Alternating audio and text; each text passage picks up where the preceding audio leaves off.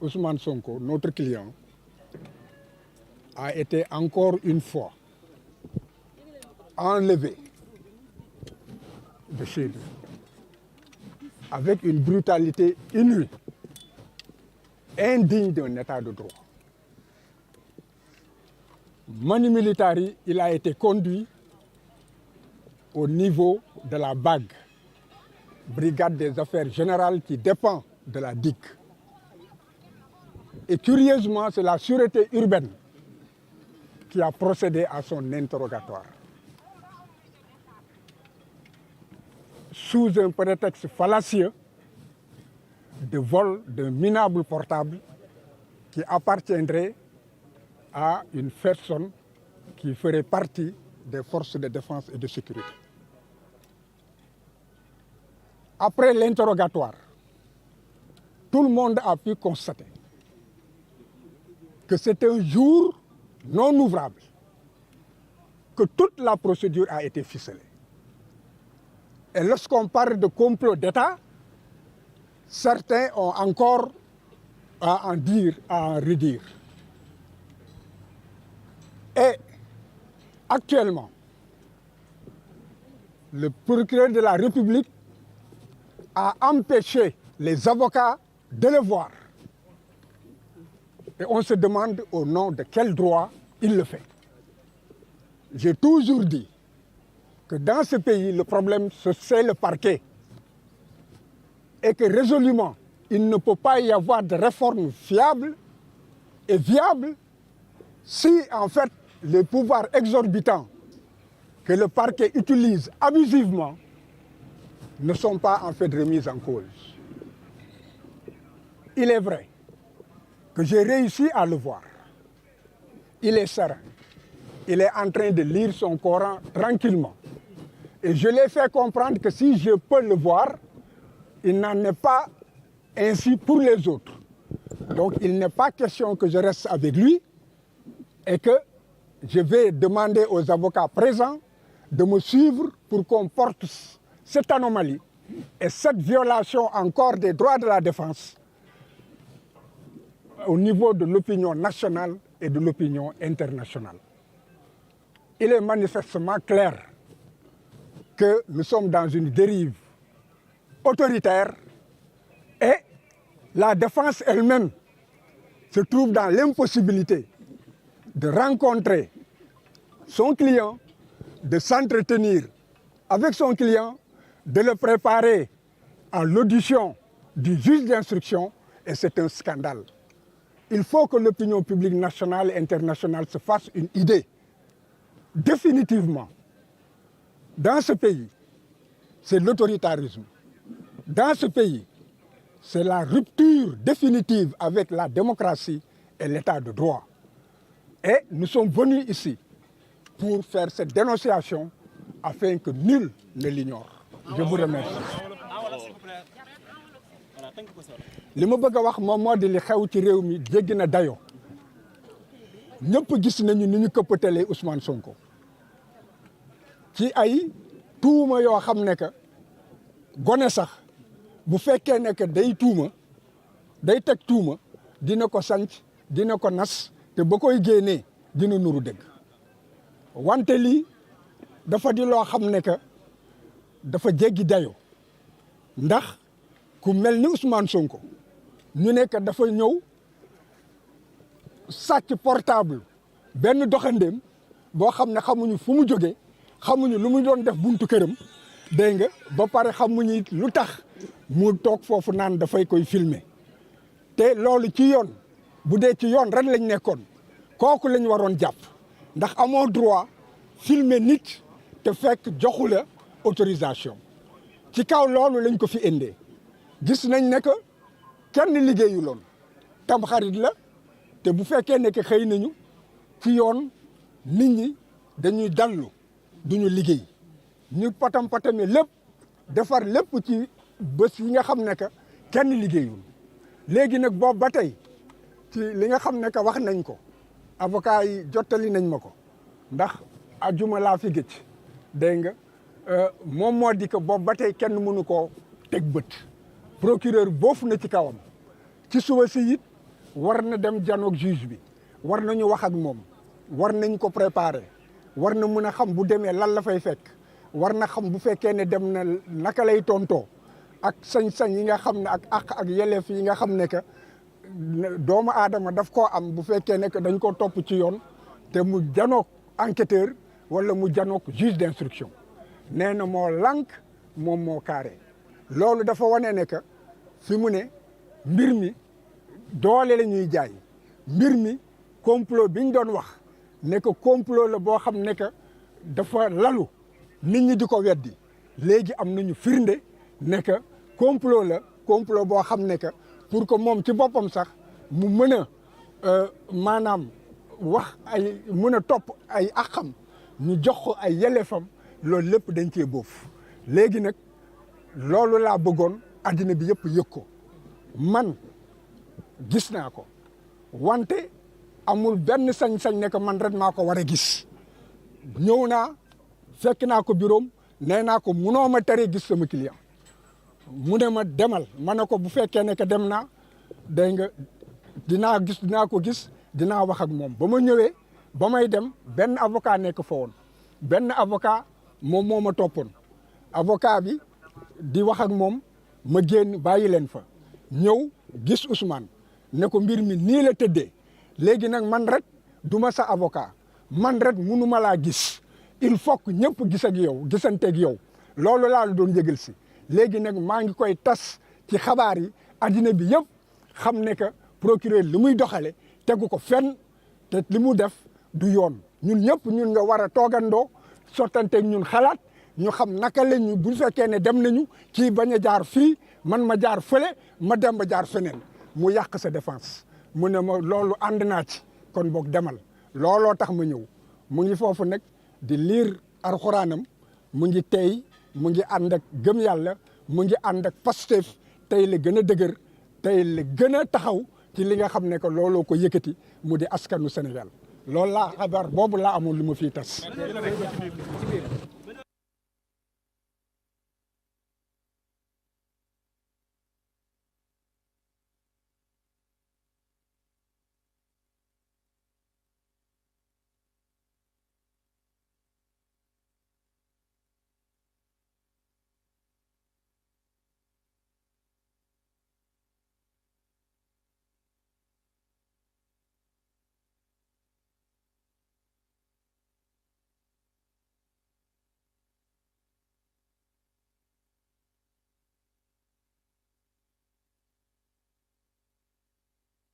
ndax mu nekk bis boo xamante ni si la ñu war a instruire Ousmane Sonko par le doyen des juges Maham Diallo alors tey Sénégal yëpp tey toog bëgg a xam ndax Ousmane Sonko dina ñibbi këram ou pas ban dogal le doyen des juges bëgg a jël ndax danañ ko mandat de dépôt wala dañ koy bàyyi mu dem ñibbi loolu ay ni yéwén waxtu yi ñuy wax ak yéen amaguñ benn information boo xamante ni tukkee na si biir salle doyen des juges te ñu mën koo xam ba xam ndax dinañ ko mën a transmettre aux populations jafe-jafe bi ñuy am nag dañ koy ñaawlu ba fu mu ñaawlu ko yem parce que li mel nii vraiment dafay wane ne Sénégal lii kat mën na jural li nga xam ne moo di recul démocratie dans la presse sénégalaise. parce que bu ñu demee ba lu toll nii presse sénégalaise mënatul def liggéeyam te ñun sax problème bi ñu amoon mooy dañ daan am problème ak maanaam takk der yi maanaam si côté fii ngay taxaw wala doo taxaw fi mais dem na ba dafa jéggi loolu dugg si mbirum connexion mbir moo xamante ni. donc mën nañ jàpp ne ñun suñu wàllu liggéey dañ ñu noot. loolu dafa maanaam weesu na noot parce que maanaam ñun amatuñu liberté def suñu liggéey tranquillement maanaam nous n'avons plus la tranquillité de faire notre travail comme on le veut comme on le sent sans aucune difficulté alors que loolu liñ ciy wax rek mooy dañuy lancer benn message boo xamante ne à l'endroit de SYNPICS correct mooy mbootaay yi nga xamante ni ñoom ñooy xeexal ak yelleefu taskatu xibaar yi ngir que ñu am ak waxtaan boo xamante nañ ko seq ak le ministre Moussa Bocar Thiam bi nga xamante ni tey mooy suñu ministre su ko defee éventuelle coupure ak difficulté yi nga xamante ni daf ñuy surprendre si événement yi bu amee nga xamante ni les Sénégalais d'ici et de la diaspora kenn ku si nekk tey day bëgg a xëy saay bu yeewoo jàpp seen tv.info pour mën a xam exactement naka la fa réew mu tëddee waaye tamit lan mooy évolution information bi à travers si li ñu dajale tey jii mooy l'audition de Ousmane Sonko par le juge d'instruction ba léegi ni ñuy wax ak yéen mënuguñoo transmettre information boo xoolee sous peu de journalistes tey wala d'organes de presse ñoom ñoo nekk di def direct parce que peut-être yeneen xeetu jumtukaay yu ñuy jëfandikoo moo waral ni mel mais daal ak lu mu mënti nekk le gouverneur de Dakar war naa mën a alléger mbir mi ndax am na si benn rumeur bu ñuy dégg ne moom moo bind ab benn bataaxal loolu du ma ko dëggal parce que tegaguma si sama bët mais ak lu si mënti dem nañu considérer que ne tey on a eu une très grande difficulté pour faire notre travail correctement fii si diwaanu tribunal de Dakar pour pouvoir transmettre les informations en temps réel. Sénégalais yëpp kenn ku nekk sa biir kër bugg a xam lan moo xew diggante Ousmane Sonko ak doyen des juges lan nga jàpp ne loolu moo war a am. xam nga stabilité dëkk bi ñu si bari rawatina ñu sës rek Ousmane Sonko dañu doon wax naan jàmmi Ousmane Sonko mooy jàmmi Sénégal loolu yàgg nga koo dégg mais est-ce que problème bi foofu la nekk. xam nga bu ñu ñëwaatee si déclaration bu procureur Abdou Karim Diop def jëmale ko si gàll gi nga xamante ne gàll na ko si ndoddu Ousmane Sonko maanaam chef d'accusation yi juróom-ñaar yooyu nga xamante ni moo waral ñu jàpp Ousmane Sonko yooyu yëpp boo ko xaymaa boo ko jàngatee ak responsabilité bi nga xamante ni tey situé nañ ko si ndoddu Ousmane Sonko tey da nga naan mënuñ wax lu dul rek yoon mi nga xamante ni tey moo mën a jël décision soit mu alléger situation bi ak contexte bi ñu nekk parce que ku ne xam na ne Ousmane Sonko saay bu ñu ko convoqué waxuma la saay bu ñu ko jàppee de mais saay bu ñu ko convoqué sur le plan économique réew mi dafay taxaw sur le plan social aussi dañuy gis jafe-jafe yi réew mi di am ñi nga xamante ni dañ ciy loru ñi ngi ciy jàpp tëj leen ñi nga xam dañ ciy blessé ñi nga xamante ni sax dañ leen di si faat ñi ñàkk si seen bakkan raw na ñu jugee foofu ñëw si li nga xamante ni mooy ñenn ñi nga xamante ni dañ ciy ñàkk seen alal te ñoom laale wuñ ci dara. Alors, pour revenir un tout petit peu à votre question, pour man li war a mën a dalal situation bi mooy ñu xool naka la ñuy médiatiser maanaam benn médiation war a dox si diggante le président Ousmane Sonko Pastef ak kii di njiitu réew mi Macky Sall ba xam ndax bu fekkee ne ñoom jàmm réew bi ñuy wax ne moo leen yitteel moo leen soxal jàpp naa ne war nañoo mën a seq ab waxtaan boo xamante ni amaana dina gën a mën a indi ay fitna si réew mi. ndax saay boo xamante ni saay boo ko convoqué rawatina nag nga jàpp ko mu nekk si biir kaso bi damay fàttaliku bi ñu ko jàppee su ma juumul c'était le 3 février 4 février 2021 ñu daal di koy yóbbu fi nga xamante rek moom mooy ñu garder ko à vue gis nañ situation réew mi ni mu meloon ak 14 personnes yu si ñàkkoon seen bakkan même verdict de bi aussi 2 juin 2023 bi gis nañ donte tëjuñ ko condamné nañ ko mais ba léegi yóbbuñ ko ci kaso bi gis nañ li ñàkk si ay lu rot si ay bakkan donc jàpp naa ne yooyu yëpp bu ñu ci defee taxaw seetlu war nañoo mën a xool ban climat bu apaisé boo xamante ni amaana bu ñu ko defee duñ mën a àgg fi nga xamante ni buñ fa àggee ndox du fa am yoon. Tout à l'heure Cheikh Abdou Bara Dolly bi mu génnee junj na ko nee na ñoom ñu ngi ci tànk dox jàmm si diggante ñaari nit yooyu Ousmane Sonko ak Macky Sall su ko defee jàmm mën a dellusi. déggoon nañu aussi ay fen yu weesu ñàkkul na yow tamit dégg nga ko ñu ne buur bu Maroc roi Mohammed VI. amoon na ay tànk jéego yoo xamante ni mu ngi ko doon dox si diggante président Macky Sall ak kii di Ousmane Sonko déggoon naa aussi Daouda Mine à travers si benn édition spéciale bu TFM doon wax ne médiation boobu existe na mais indirectement la c'est-à-dire du face à face direct mais ñu ngi koy def si ginnaaw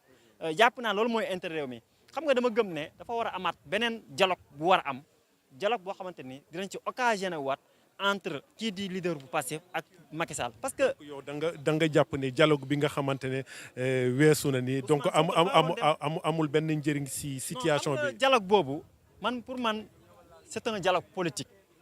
ndax dialogue boo xam ne biñ ci génnee yi poñ yi ci gën a retenir bokk na si mbirum article L29 L30 waaye aussi daal di supprimer CREI yi pour mun a indaat beneen bànqaas boo xamante ni amaana mooy topp nit si yoon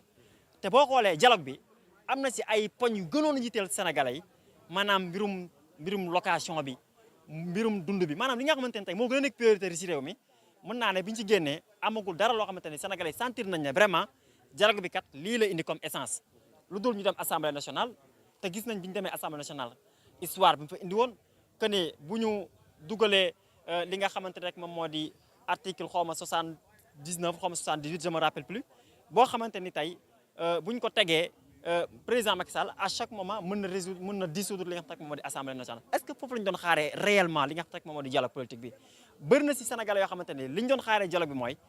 fexe ba candidature Ousmane Sonko mën a nekk pour mën a garder la stabilité de ce pays maanaam pour certains mais loolu nag alors mbirum politique la mais dialogue bi dafa am ay aspects yu bëri dafa am aspect bi nga xamante ni dafay concerner société bi concerné politique bi mais concerné li nga xamante également moom moo di économie bi solution bi ma jàpp ne ak ñi nga xamante ne tey war nañoo mën a amal doxu tànk jàmm pour que loolu mën a am bokk na ci société civile bi tey parti société civile bi war nañoo mën a def kénta lay kattan ba war a mën a xool naka la ñu war a mën a def pour retourner wu ensemble amaat beneen dialogue boo xamante ni dinañ toog waxtaan pour l'intérêt du pays parce que aussi politiciens yi aussi ak lu ñu mën a am mais réew mi tey avant tout au moins pour man loolu moo gën a ëpp solo réew mi mu amee jàmm ñu ñëppay am jàmm mais réew mi tey bu amee fitna gis nga lu ñu daal tey kenn mënul connecté wu kenn mënul liggéey moto dawul station yu si bëri tey jaayuñ essence en vrac terre dawul université Thiès tëj na donc yooyu yëpp ay éventuel problème yoo xamante ne la war nañ koo mën a éviter pour ñu toog waxtaan pour le Sénégal lañ ko xamee woon si réewu teranga si réewu jàmm ak si réew vraiment naataange ñu mën a waxtaanaat su ko defee daal ñu jël lépp teg ko si suuf jàmm mën a am. foofu lay daanalee pour ëllëgu Sénégal am nga si xel bu dal wala amoo si xel bu dal. ëllëgu Sénégal ak ni mu mel ni wage xam nga yonent sallallahu alayhi wasallam da doon wax naan dee leen am njott bu rafet si seen i moromu jullit njott bu rafet rek lay am jusqu'à la preuve du contraire mais la ñuy ñaan surtout le président Macky Sall mooy def na la ko ñëpp respecté def na la ko ñëpp nawee mooy ni mu renoncé à sa candidature noonu mu def ba mu indi jàmm ak dal si benn côté bi na fexe gën a góorgóorluwaat si li nga xamante ne mooy xew nii si ëllëgu Sénégal parce que tey bu ñu bloqué candidature Ousmane Sonko jàpp naa ne fu ñu réew mu jëm ah gaw ma ne dana neex de parce que ñii ma gis ñu taxaw nii la ñu wax mooy Ousmane Sonko day bokk Macky Sall du bokk yàgg nañ koo dégg si discours Guy Marius Sagna yàgg nañ koo dégg également si discours ñu si bëree bëri mais waruma jàpp ne bu Ousmane Sonko bokk rek réew mi dafa war a tàkk parce que le Sénégal aussi appartient à tout le monde et que jàmm gi ñuy ñaan ñëpp lañ koy ñaanal ñëpp lañ koy yéene donc ñu ngi ñaan daal ëllëgu Sénégal mu tegee si loxo boo xamante ni keneen ku ñëw di nga ko mën a gérer dans la tranquillité si jàmm ak salaam waaye tamit si dal gi nga xamante ne noonu la ñu nawee Sénégal si démocratie mu taxawee noonu vraiment.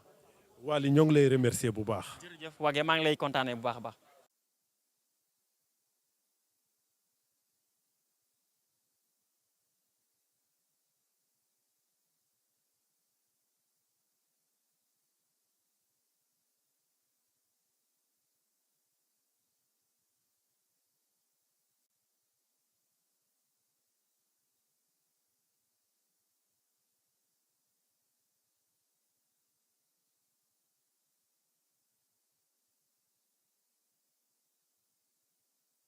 Ce qu'on peut retenir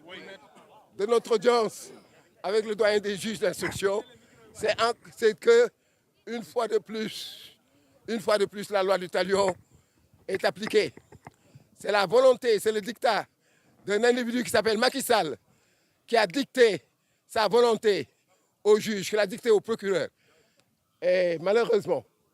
malgré tout ce que l'on a dit, mais de mes brillants jeunes confrères, tous les points de droit pour démonter l'accusation du procureur ont été abordés et on l'a démonté. On l'a démonté de bout en bout. L'article 139 qui permet au juge d'instruction, qui est indépendant, de ne pas suivre les réquisitoires s'il n'est pas dûment motivé, il n'a pas osé l'appliquer. Et pourtant, à un moment, on a pensé qu'on l'avait ébranlé parce qu'on a soulevé sa responsabilité, non seulement face à l'histoire, mais face à Dieu. Donc voilà un juge, malheureusement, qui a raté une belle occasion de sa carrière en laissant notre client, Ousmane Sonko, libre. Mes chers compatriotes, c'est dommage parce que le Sénégal est en train de vivre une phase historique de son devenir. Nous autres avocats, nous avons joué entièrement notre partition et nous pensions que le juge d'instruction qui était là en face de nous allait communiquer à cette phase parce que nous constituons quand même le dernier rempart de la justice. Et nous pensions qu'on allait laisser cet individu qui s'appelle Ousmane Sonko, qui est un individu intègre. Sa carrière d'inspecteur de la justice, du Trésor, des impôts, l'a prouvé. Une carrière impeccable. Son cursus politique nous a montré que c'est le leader du principal parti d'opposition, le PASTEF. Et grâce à lui, l'opposition a remporté la majorité des sièges dans les élections législatives. Donc voilà quelqu'un. La décision, je vous l'ai dit, à notre grande surprise, le doyen des juges a appliqué les instructions du parquet. Et mon confrère Massour Kane me le disait tout à l'heure, avant nos interventions, malgré tout ce qu'on dira, il va suivre l'élocution du procureur parce que c'est déjà une commande. Voilà une commande politique qui a été faite par Macky Sall, qui est passée par le ministre de la Justice, par le procureur. Et malheureusement, un juge du siège qui, par là, par son courage, par sa unanimité, pouvait se démarquer, a malheureusement suivi les réquisitoires du procureur pour décerner le mandat d'arrêt, le mandat de dépôt. Mais je vous jure que nous avons accompli notre devoir. Mais je vous dirai autre chose. Les éléments qu'on a soulevés, c'est le fait que les 7 chefs d'inculpation que le procureur a retenus, en aucun cas ne pouvaient justifier le mandat de dépôt, sa détention, dans la mesure où les actes de terrorisme, diffusion de fausses nouvelles, tous ces éléments, l'appel à l'insurrection, faisaient déjà des dossiers d'inscription en 2021, en 2022. Par conséquent, compte tenu du fait de la non-disponibilité de ces dossiers, on ne pouvait pas à nouveau les mettre dans ces dossiers. Vous savez, il faut le dire, il ne faut pas se voiler la face. Le dessein inavoué et avoué de Macky Sall, c'est d'écarter Ousmane Sonko des élections présidentielles de 2024. Mais l'échéance est proche. C'est dans quelques mois. Maintenant, il nous appartient. Il appartient au peuple sénégalais. Parce que Cheikh Anta Diop disait, dans l'histoire d'un peuple, il arrive une heure grave entre toutes, qui fait se dresser tous les fils d'un peuple, tous les dignes fils d'un peuple, car la terre des aïeux est en danger, car la vague de honte qui monte risque d'éclabousser à jamais le front des générations mortes, vivantes et à venir. lu ma leen mën a wax ci wolof mooy lu ñu mën a wax lu mu mën a wax ci wolof mooy suñu yaakaar dafa tas 40 avocats ñoo nekkoon ci salle bi pour défendre ko point de droit yëpp de justice yëpp yi nga xam ne moom nañu waroon plaider suma brillant confrère yi soulevé nañ ko plein de droit yi moo nekkoon par exemple que liñ ko jiiñ liñ ko taxal yëpp yi si gën a graaw mooy ay acte de terrorisme mooy diffusion de fausses nouvelles ak yeneen loolu yëpp da leen démontré ne leen que amul benn élément de preuve c'est-à-dire dossier boo xam ne dafa vide amul benn élément de preuve boo xam ne juge d'instruction mënoon na si sukkandiku parce que amul benn dossier ñu ngi wax ay meurtre mais meurtre pour mu am ko il faut que mu am un certificat de genre de mort pour ñu ne pour ñu wax blanchiment d'argent ah wala ñu wax acte de terrorisme il faut que ñu am ay par exemple ay transfert d'argent am ay relevé bancaire yoo xam ne Pastef jot na ko pour ñu wax diffusion de fausses nouvelles il faut nga prouver ko loolu yëpp les avocats l'ont démonté li si des nag mooy moom juge bi juge du siège la juge du siège bi bu teg juge du parquet parce que juge du parquet dafay obéir mécaniquement ordre supérieur am mais juge du siège juge d'instruction moom dafa am indépendance am te l'histoire nous a montré que on a eu d'éminents juges d'instruction d'éminents juges comme Mody Coumba Ba qui ont refusé de décerner mandat de dépôt à l'époque contre le président Abdoulaye Wade etc., etc. Donc c'est pour vous dire que ñun fu ñu nekk nii dañu suñu yaakaar comme je vous ai dit tas na foogoon nañu que le juge Maham Diallo naroon na inscrire turam en lettres d'or dans les annales judiciaires du pays wante foofu parce que nee nañ ko signature bi ngay def décision bi ngay def devenir le pays bi su fekkee dëkk bi tàkk na su fekkee dëkk bi te dans le chaos suñu reyee ay nit si yow lay dépendre soo bëggee dëkk bi nag ne daal di calme sedd da nga koy bàyyi soo bëggee dëkk bi tàkk commencé décerner mandat de dépôt donc ñun fu ñuy ñaan di ñuy laaj lii moo tax ma cité leen Cheikh Anta Diop dañ ko def mandat de dépôt léegi Cheikh Anta Diop moom di doon wax dina am benn heure boo xam ne nag yéen askan wi yaa leen di jëkk parce que jëkk dox jot na su leen jëgul gàcce mooy dal non seulement génération yu dee suñu maam yi moo ñu dal ñun mais ak futur yi. Branco ce qu'on sait c'est qu'il est venu par la Gambie. Oui. C'est dans l'aéroport de Djundoum qu'il a débarqué.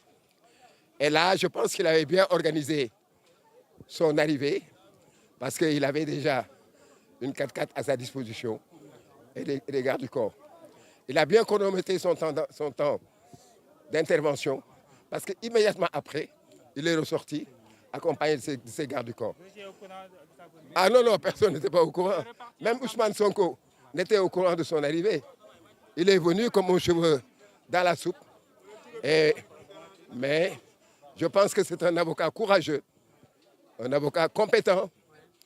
qui a osé assumer son rôle d'avocat. Il est activement recherché. Est-ce qu'il est rentré dans le territoire gambien actuellement? Même s'il est recherché, ce n'est que de la comédie. L'État sénégalais, l'État n'osera pas toucher un seul cheveu de Branco. Parce que c'est un avocat. Il y a des conventions internationales qui nous lient avec la France. Des conventions judiciaires qui font qu'on ne saurait arrêter Branco et le détenir en prison. Le mandat de l'action, la procédure du procureur, c'est de la farce. Tout le monde sait qu'un procureur n'a pas le pouvoir de décerner un mandat d'arrêt international. C'est de la farce. Tout ça, c'est parce que c'est une réaction. Parce que en ce moment, le pouvoir de Macky Sall a peur des plaintes devant la CPI. Et la CPI a mis en branle ses enquêteurs. D'ici quelque temps, cette procédure va commencer. Et tous ceux qui ont touché à l'assassinat des 40 manifestants, tous les meurtres à balles réelles, que ce soit par les forces de sécurité, à visage découvert ou encagoulé, comme le président de la République et tout son entourage répondront de leurs actes devant la Cour pénale internationale.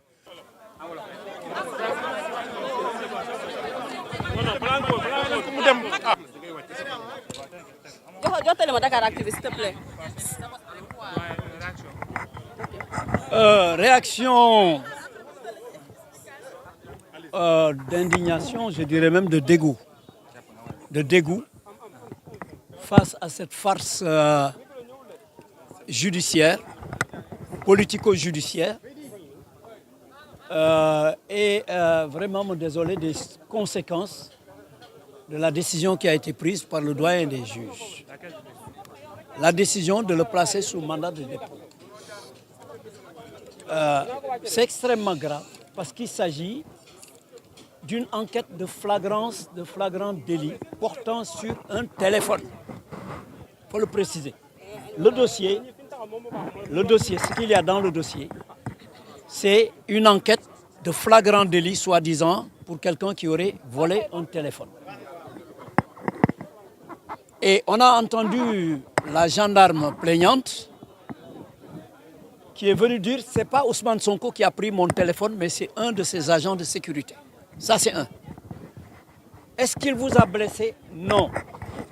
Mais j'ai mal au poignet. Est-ce que vous aviez décliné votre identité pour qu'on sache que c'est un gendarme? Non, je n'ai pas décliné mon identité. Donc voilà le dossier. Et lorsque les gendarmes ont interrogé, les policiers ont interrogé Ousmane Sonko, il n'a pas répondu sur ces questions-là. Maintenant, l'enquêteur va sur Internet, il va sur YouTube, il le dit dans son PV, il va sur YouTube, il télécharge toutes les déclarations qu'Ousmane Sonko a eu à faire depuis 2021. Et tout ça, ces vidéos-là qu'il a téléchargées de YouTube,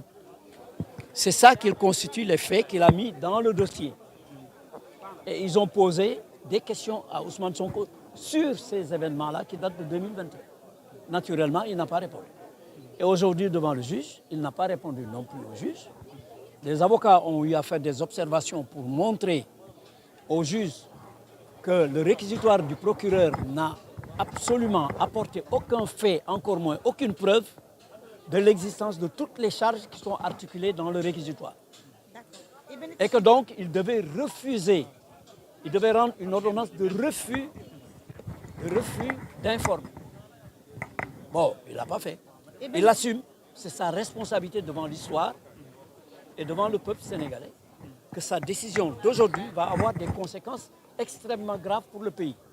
Voilà. D'accord. Il bénéficie d'un mandat de dépôt. Qu'est-ce qui peut s'en suivre concrètement? On verra, on avisera. On avisera. Non, je ne peux pas parler de Juan parce que Juan n'est pas là. Et moi, je parle de l'actualité tout de suite là. Alors, ci wolof li ñu mën a wax mooy dossier bi nga xam ne moom le juge d'instruction bi yore mooy enquête bi jógee BAG. Enquête bi li ko waral enquête de flagrant délit la ñu wax kii enquête moo bind commissaire bi moo bind wax ni enquête de flagrant délit la portant sur l'histoire du téléphone. bi ñu interrogé jigéenu gendarme bi nga xam ne moom la téléphone am ñu jël ko mu dem filmer ñu ne ko kan moo jël sa téléphone mu ne du Ousmane Sonko mais benn gardam moom moo ko jël xam nga loolu leer na ñu ne ko est-ce que daf la gaañ parce qu'ils ont parlé de violence mu ne non non non il m'a pas blessé gaañu ma mais suma poignet day metti rek ñetteel bi ñu ne ko est-ce que bi nga ñëwee décliné nga sa identité wane ni que tu es gendarme mu ne non defu ko te jigéen ji dafa nekkoon en civil di filmer nit ñi dégg naa sax dafa takkoon bracelet Pastef pour passer certainement unanime alors donc voilà le dossier bi nga xam ne ci la ñu doon def enquête de flagrant délit maintenant kii enquête moom nee na dafa dem ci internet dem ci YouTube télécharger discours Ousmane Sonko yeeg événement yi mu bokk ak meeting yi mu bokkoon yëpp depuis 2021 loolu yëpp la dajale def ko ci ay clé USB def ko ci dossier bi loolu moo tax ci loolu la procureur sukkandiku pour wax li mu wax yëpp bon li mu wax yëpp dem jëli ay dossiers yoo xam dossiers yi existé na déjà jàpp nañ ci ay nit yëpp mu yekkal ko Ousmane Sonko ni moom Ousmane Sonko la Ousmane Sonko nag tontuwul ci benn question donc ñun dañu demandé woon juge bi ni ko comme procureur li mu lay wax yëpp amul benn fait bu mu la indil ni benn preuve defal une ordonnance de refus d'informer maanaam nga bañ ni yow doo informer moom nag deful loolu mais daf koy assumer devant l'histoire histoire du Sénégal li procureur def tey ci la bokk maanaam koo xam ni kii candidat la pour nekk président de la République te ñëpp di ñaan yàlla mu nekk ko en tout cas ñi ànd ak moom di ñaan yàlla mu nekk ko ëllëg kooku la ñu bëgg a placer tey sous mandat de dépôt pour mu mën a toog ci seen loxo bañ a bouger donc foofu la ñu toll actuellement voilà merci beaucoup